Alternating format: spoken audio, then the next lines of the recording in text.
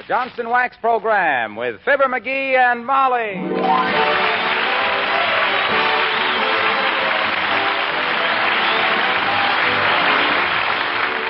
The makers of Johnson's Wax products for home and industry present Fibber McGee and Molly with Bill Thompson, Gail Gordon, Arthur Q. Bryan, Lee Benaderet, and me, Harlow Wilcox. The script is by Don Quinn and Phil Leslie. The music by the King's Men and Billy Mills Orchestra.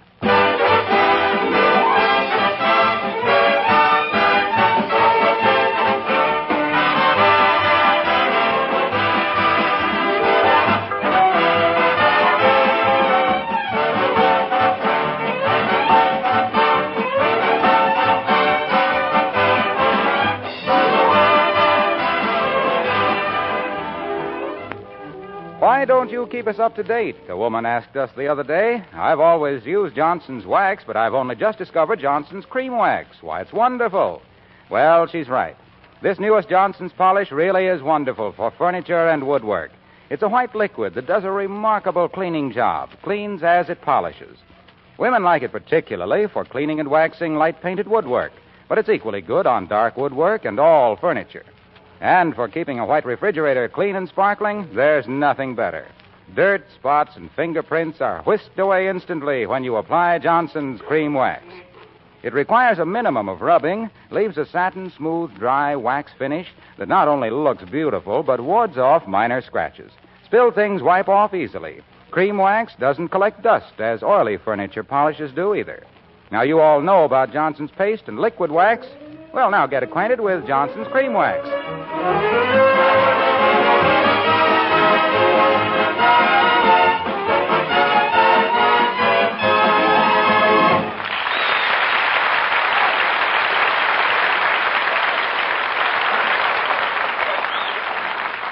Well, to see Mrs. McGee of 79 Wistful Vista helping her husband make his annual selection of camping equipment, you'd never suspect that the only outdoor sport she really loves is her husband.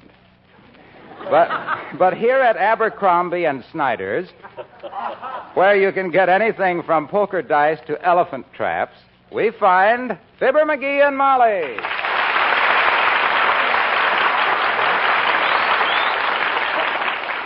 Now, let me see. What else do I need? Well, I can't think of a thing, dearie. You've got a mattress that you blow up and a camp stove that blows itself up. Oh, my gosh, a camp stove. That's what I need. Hey, Bud, is anything new in camp stoves? Oh, yes, indeed, sir. We have the new post-war models now. Oh. Built-in egg timer, fish scaler, bathing suit dryer, and corn popper. Solid steel, only weighs 97 pounds. 97 pounds? How could anybody carry a stove like that? Well, that's what makes this stove so unique, madam. You don't have to carry it. The legs are on clockwork hinges, and it walks along behind you from camp to camp. It can also be speeded up to chase rabbits.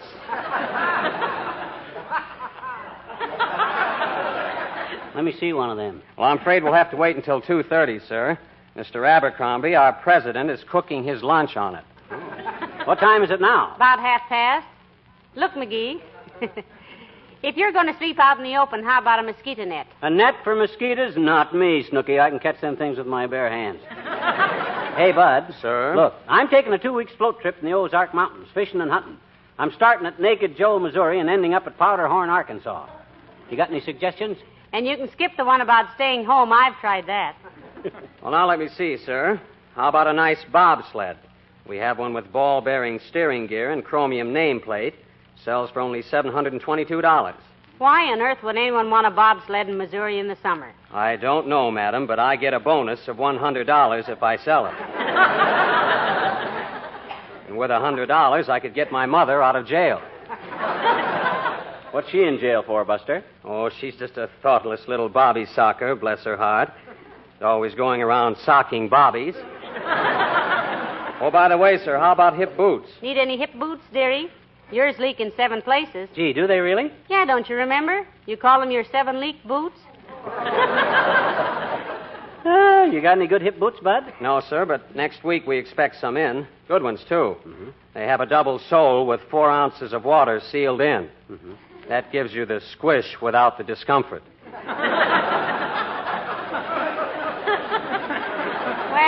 I guess you've got about everything you need, McGee. Just add those items up, sir, and let us know what the bill is. You got everything there, Bud? The fishing rod, the air mattress, the combination can opener and spud slicer, the waterproof matchbox, and the compass? Yes, sir, but are you sure you want this kind of a compass? This is the kind you draw circles with. I know that. I find I always travel in circles anyway. So this time I'm going to mark the map beforehand. Get me my bill, Bud. Yes, sir, and if I'm not back immediately, I'll be back of the elevators sneaking a smoke. Honest, lad. Look, Molly, why don't you change your mind and come on this fishing trip with me? My gosh, you'll have a wonderful time. No, thank you, dearie. I'll spend the 2 weeks cleaning the living room curtains and papering the bedroom. You just... Oh, for goodness sakes. Hello there, Millicent. How do you do, my dear? Good day, Mr. McGee. Hi, Carsty. Buying some sporting equipment? They got some wonderful underwater goggles here. Great for finding that last butter knife when you're washing the dishes. No, I just came in to get Mr. Carstairs a birthday present, Mr. McGee. An archery set, I think. He's always wanted a bow and some arrows. Has he a quiver, Millicent? For a while, when he first gets up, my dear. But a few cups of black coffee usually stops it. Did you ever try archery, Mr. McGee? Not since he was a little boy, Millicent. He played Cupid in a school play and shot the principal in the left flank with an arrow. And anybody that thinks Cupid is a symbol of love should have seen him chasing me with a chair leg. You going away this summer, Millicent? Oh, yes. We expect to spend a few weeks at our hunting lodge in Maine. Oh. Such a grand place to relax, you know. Why, some evenings, and this is quite confidential, my dear, some evenings we do not even dress for dinner. Oh. Oh. Heavenly days. You hear that, McGee? Up there in Maine, they really rough it. Yeah. Better not let down too much, Carsty. First thing you know, your husband will be coming in a T-shirt to tea. In a T-shirt.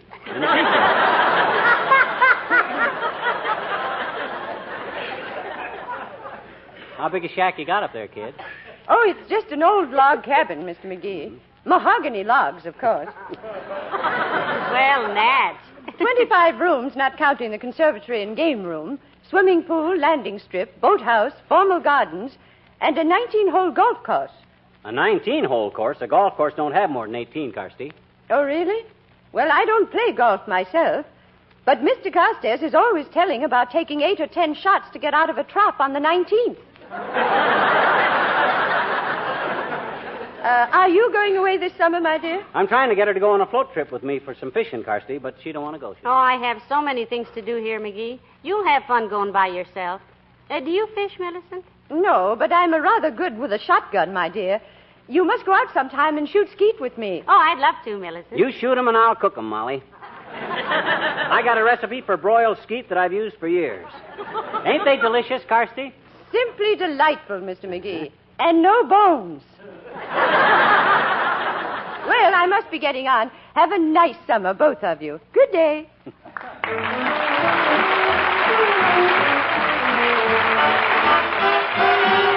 Billy Mills and the orchestra, the King's Men, and the Gypsy.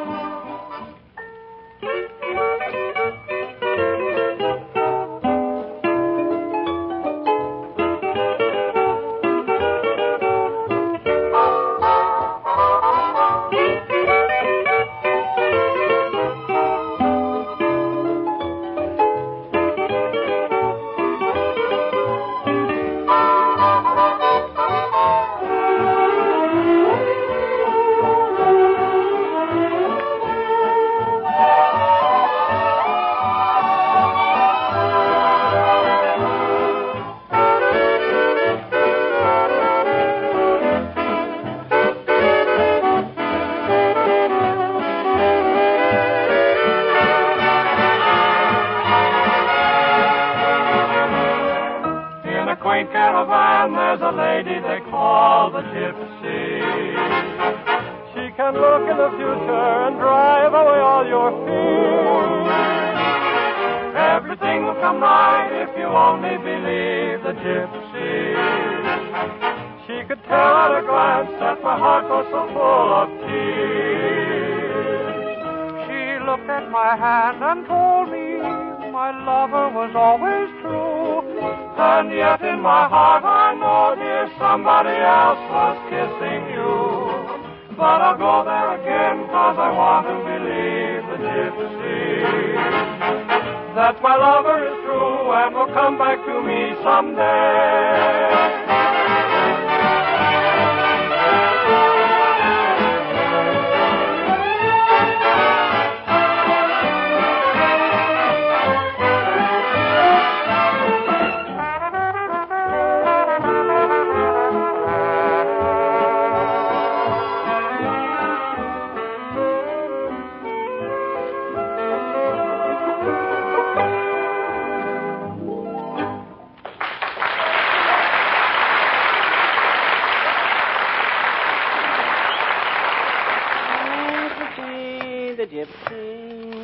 What are you doing, McGee? I'm pumping up this air mattress to see if it leaks anyplace. Listen. Oh, I don't hear any leaks. Look, why don't you go on this trip with me, Molly? You like to fish. I'd like to. Yeah, but I don't like sleeping on the ground, dearie. Oh. I like to get close to nature, but not that close. You take this trip alone. Oh, well, gee whiz. Besides, I have so many things to do around the house. Paper the bedroom, clean the curtains, and the... Come in. Oh, hello there, Dr. Gamble. Do come in. Thanks, Molly. Hello, Bulgy. What's the bicycle pump for? Gonna put the tube in your mouth and inflate your ego? No, Aerosmith. If you would use those faded blue eyes of yours for something besides winking at nurses, you'd see that I'm pumping up this air mattress. He's going on a fishing trip through the Ozarks, Doctor. Are you going with him, Molly? Or do you welcome the interlude of peace and quiet with a little boom face out of your hair? Well, he wants me to go, Doctor, but I think it would do him good to get off by himself and not be bothered by having me to look after. Oh, come on, Molly. You're no trouble. I'll bet she's no trouble, Bucklewort. You just want her along. You only want her along because she can cook. By yourself, you'll come home with 3 crappies and dyspepsia. Oh, is that so? Well, I'm a pretty good camp cook myself, Fatso. I remember one time up in Alaska, I took 2 wild ducks, skinned them, wrapped them in clay, and buried them in hot coals for 3 hours. You remember that, Molly? Indeed I do, dearie. And I bet they would have been delicious, too. What do you mean, would have been? I couldn't remember where I'd buried them. As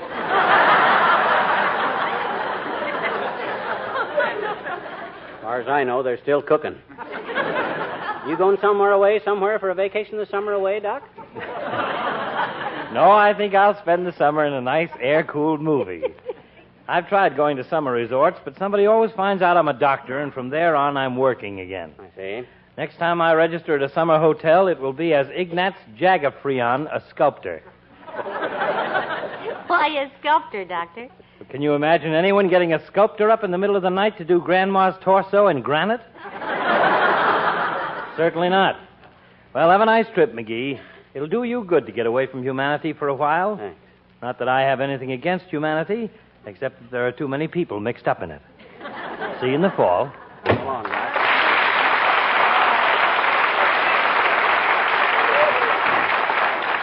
My, isn't he a sweet old character? Yeah, Doc's a great guy. Only thing is Listen, is that mattress leaking?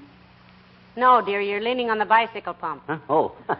For a minute, I thought it was leaking. And... Hello, folks. Hey, I hear you're going on a fishing trip, pal. Yes, he is, Mr. Wilcox. He's leaving in just a little while. Going to take a float trip, Junior, with Walter Bales, starting from Naked Joe, Missouri, and ending up at Powderhorn, Arkansas. Float down the river, camping and fishing all along the way. Gee, that sounds like fun. No rowing, eh? Nary a row, Junior. Just sit there on your big air mattress and let the river do the work.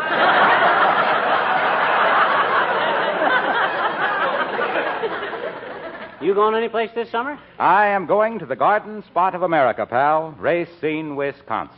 Is Racine so beautiful, Mr. Wilcox? It is to me, Molly. There is no prettier sight in the world than a full-grown paycheck. And mine are grown right there in Racine. Incidentally, I picked up a note from the office about the summer Johnson Wax show. Fred Waring and his Pennsylvanians are taking over. Isn't that marvelous? I think Fred Waring is simply wonderful. Don't you, McGee? Yeah, he's good. Well, he has one of the best shows on the air, barring none. Yeah, he's good. Well, don't you think he has a great show, pal? Yeah, he's good.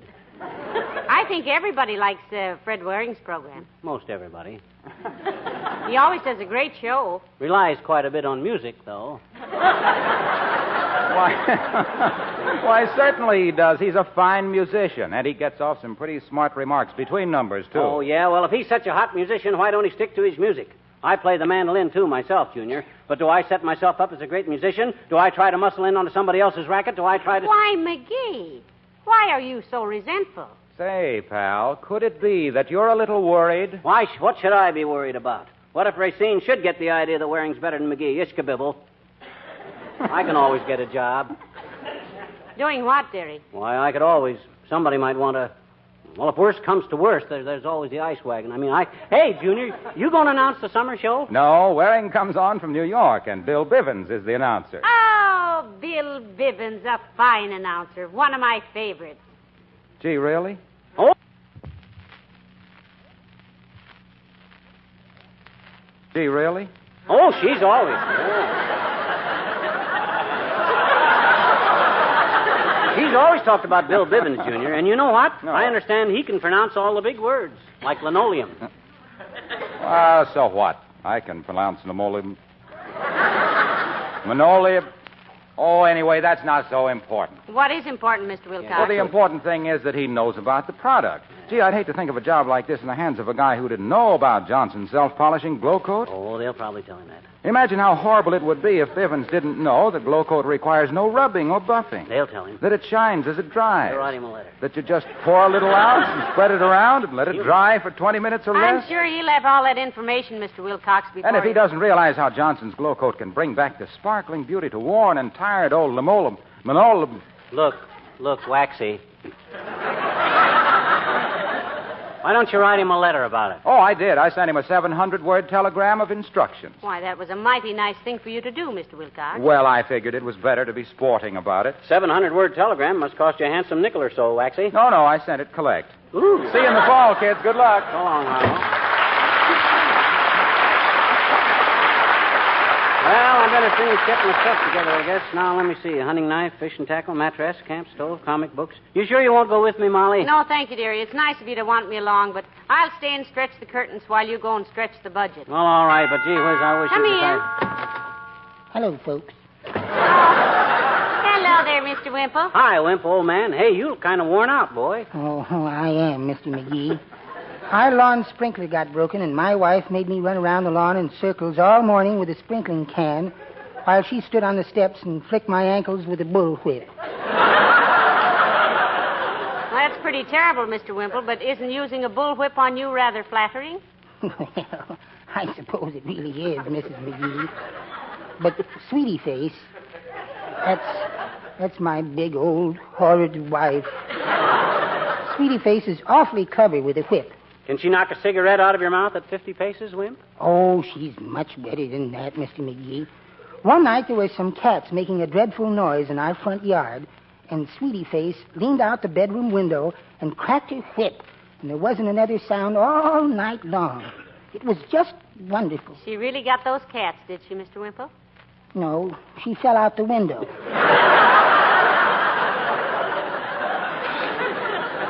Wimp, I predict that one of these days you'll get tired of being pushed around, and you'll let her know who wears the pants in your house. Oh, you're so right, Mr. McGee.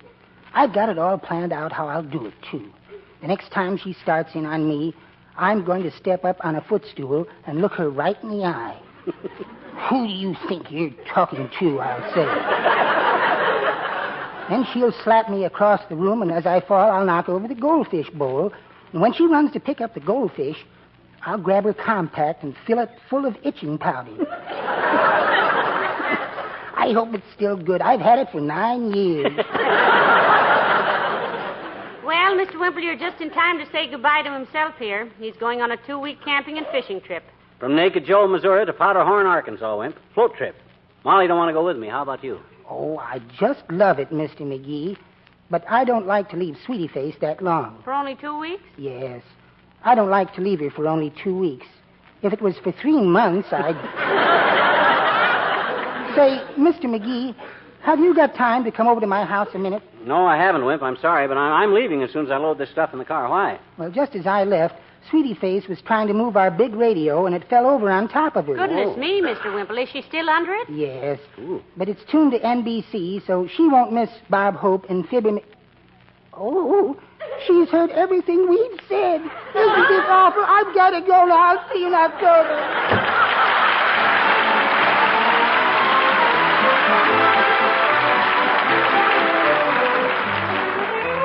And here are the King's Men, and it's a grand night for singing.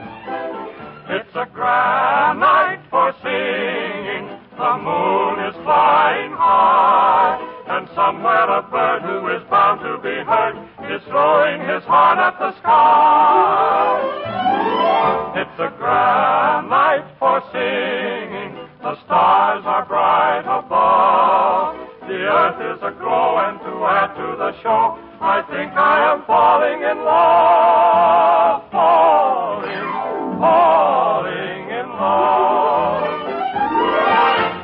Maybe it's more than the moon. Maybe it's more than the bird. Maybe it's more than the sight of the night in a light too lovely for words. Maybe it's more than the earth, shining and silvery blue. Maybe the reason I'm feeling this way has something to do with you. It's a grand night for singing. The moon is flying high, and somewhere a bird who is bound to be heard is throwing his heart at the sky.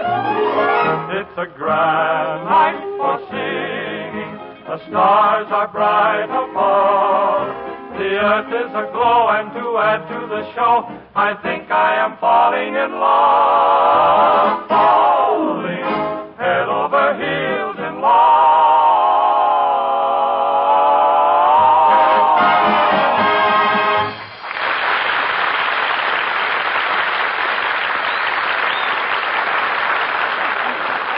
Well, I got the car all packed, Molly. I've got enough equipment in that jalopy to take me to Tibet and back. I believe in taking everything I need when I go fishing. Sure you got everything, dearie? Absolutely. I checked it off on my list as I packed it. Well, what's all that stuff on the piano? Oh, that's just my fishing tackle that I want. Oh, my gosh, my fishing tackle. Thanks, kid. Don't mention it. Look, you still got time to change your mind and come with me. How about it? Why don't you go? You're sweet to want me to come, dearie, but I'm going to welcome a quiet 2 weeks to get a few things done around here. But as soon as you get to Undress Joseph, Missouri, you send me a postcard. No. It's Naked Joe, Missouri. I showed it to you on the map. I know, and that's one reason I'm staying home. Huh? That's not a very ladylike place to start a fishing trip from. Now, if it's the... Come in. Oh, Mayor Latrivia. Hello, Your Honor. Hello, Molly. How are you, McGee? Great, Latriv, great. You're just in time to wish me luck on my fishing trip. Going on a float trip from Naked Joe Mo. Leaving in a few minutes. Well, I hope you both have a wonderful time. Oh, I'm sure we will, Your Honor. I'm going to stay home and relax. Very intelligent of you, I'm sure. By the way, who's doing the summer show for Johnson's Wax? Waring's Pennsylvanians, Latriv. Great outfit. They'll be on for 15 weeks. It'll be Waring all summer.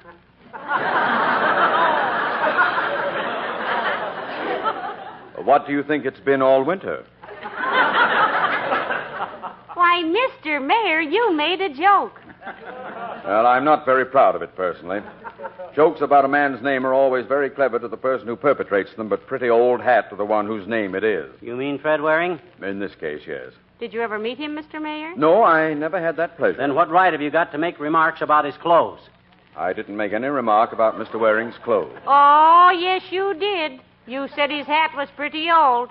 I beg your pardon. I said nothing of the sort. I said jokes about a man's name are pretty old hat. A guy with a name that Fred Waring has got a right to wear any kind of a hat that he wants to, Latrivia.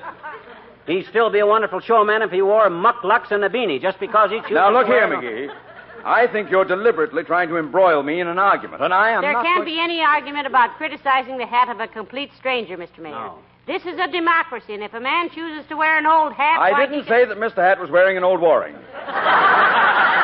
I mean, if he wants to lead his hat in an old band, wear his bath hand in a bandstand...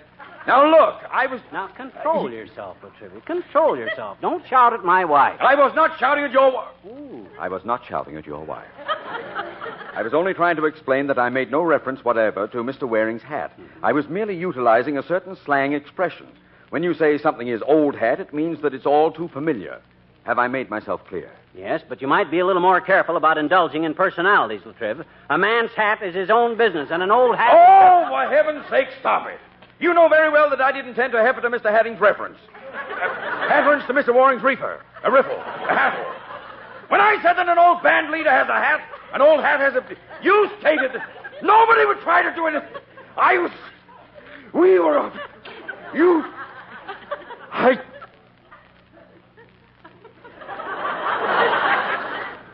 McGee?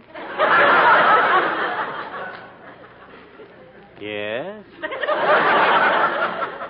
I'm sorry I won't be at Naked Joe, Missouri to see you off. That's nice of you, Mr. Mayor. Thanks, Latrice. That's all right. It's an old dream of mine to see you floating down the river. Well, have a pleasant summer.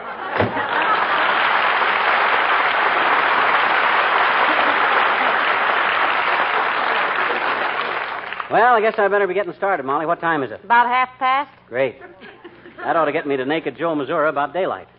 Now, look, why don't you throw some stuff in a suitcase and come along? It'll be an awful lonesome drive without you. No, thank you, sweetheart. I'm glad you want me along, but with the bedroom to be papered and the living room curtains to be washed and all that. Who's that? I thought everybody was in. Come in. Mr. McGee, Yes? if you have 65 cents for me, I have a telegram for you from a relative. How do you know it's from a relative, son? It's collect. Here, Molly, you read it. I want to check over my list and see if I packed everything. All right. Now, just a minute, boy. There may be an answer. Okay. Oh, heavenly days, McGee. Listen. Huh? It's from Cousin Salvador. What? He says, I'm bringing wife and 7 children to spend summer with you. Oh, dear. Please wire prepaid most convenient time for arrival. Oh, dear. That does it, McGee. I'm coming with you. Huh? Hold everything. I'll be packed in 10 minutes.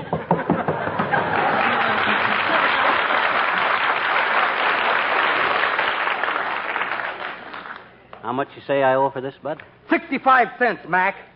Here you are, Bud. Here's $1 for yourself. That was nice timing. Well, you told me to be here at exactly 1/2 past, so I done it. Thanks, Mac.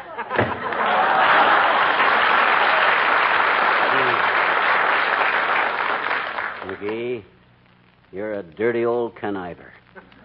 And if you'd learned to cook, you wouldn't have to stoop to things like this. Hey, Molly, hurry up. Come on.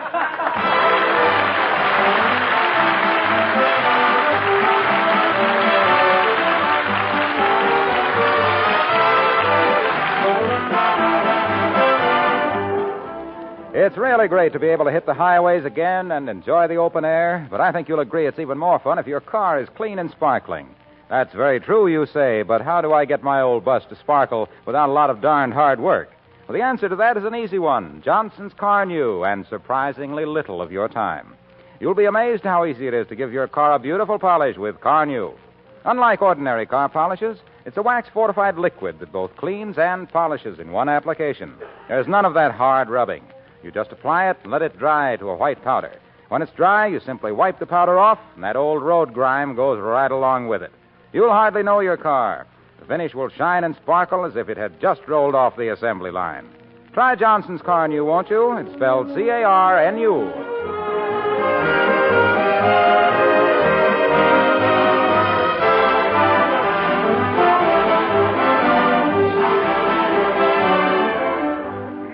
Ladies and gentlemen, on behalf of everybody on our show and the makers of Johnson's Wax, we want to thank you for another year of your loyal listening. And we know you'll find that Fred Waring and his Pennsylvanians will have a wonderful program with great music for you at this same hour through the summer. Between Fred Waring and Johnson's Wax, you can expect a polished performance. So until October, thank you again and good night. Good night, all.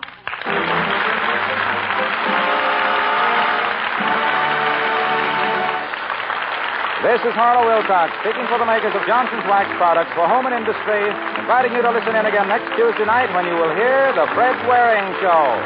Fibber and Molly and all of us will be back again in October. Good night.